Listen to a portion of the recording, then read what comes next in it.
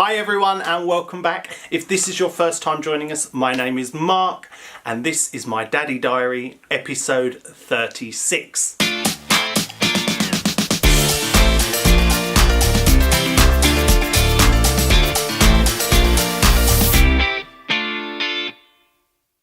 I just wanted to do a quick reminder, if you've got any questions you'd like to add for our upcoming Q&A video that I'm going to shoot in a couple of weeks' time, which will cover the 6 to 9 month period of Sophie's life, pop your questions down below in the comments and I'll add those into the video. I'm currently collating them all, so hopefully it's going to be a nice big bumper Q&A video for everyone to watch. In terms of this week, there really hasn't actually been that much to report. Obviously last week I was in a very emotional place because I was very sad about some things, and if you haven't seen that, go back watch last week's video. But things have been a lot easier this week. Things have been much better. Sophie is now over her cold and is back to sleeping through the night, which has been amazing. There have been a couple of nights where she woke up, oddly enough, both times at 20 to 1 in the morning, but generally she's back to sleeping through the night.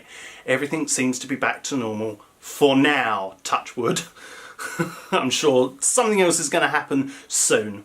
This week we've also had a letter from the health visitor. They want to come around and do the under 1 year review.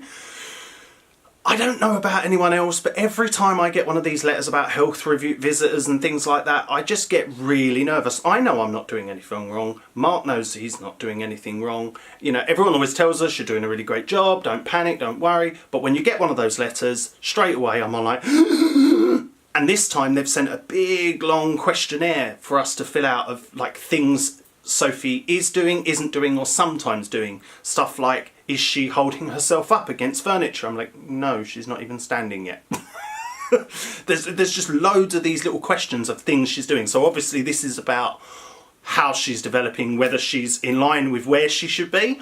But obviously it doesn't really give you an idea of that on the paperwork. So when I started seeing questions, I was like, oh no, she's not doing that, and she's not doing that, and she's not doing that.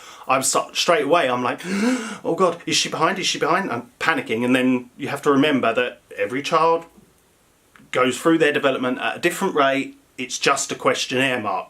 Just stop. Calm down. But yeah, every time we get health visitor type stuff, I get very like panicky because I don't want to feel like I'm failing. I don't want to be failing. So yeah, I get nervous. I mean, we know she's doing great in terms of we're happy with where she's at, and everything that we've read suggests that she's actually very much in line, maybe slightly ahead by a couple of weeks, if that. But in general, she's on track. So we're not too fussed. Wow, that was a lot just to basically say I was nervous because a health visitor let her go through. Rambling. Great. So I would be really interested, those of you that have got children, particularly in the UK, because I don't know if it works the same over in the US or anywhere else in the world, but do you get filled with a sense of dread or nervousness when you receive the letter to say you're going to have another review with a health visitor? Pop it in the comments. I'm just curious whether it's just me being completely ridiculous, as always. So yeah, let me know. Sophie picked up a new skill this week, and I say skill in the loosest possible sense. It's not really a skill as such, but we noticed it, and because she's not done it before that we've ever noticed, but she's now started clapping. Yay! That's about the extent of the changes that have happened this week. Everything's kind of been quite normal.